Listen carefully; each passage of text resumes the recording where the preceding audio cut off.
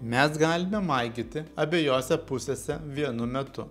Jūs turite atkelti odą ir raumenis su pirštais iš vienos pusės, su nykščiu iš kitos pusės ir tarsi sužnybti tarp smiliaus ir nykščio. Jokiais būdais nedarykite per stipriai ir nežnaibykite kliento odos. Atsiklauskite kliento, kaip jis jaučiasi.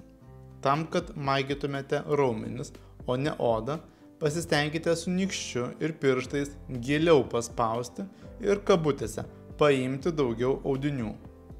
Turi susidaryti raukšlė tarp jūsų pirštų. Tai yra be galo svarbu, nes jei raukšlė nesusidaro, reiškia, įspaudžiate per mažai. Visada pradėkite nuo juosmens ir kilkite link kaklo.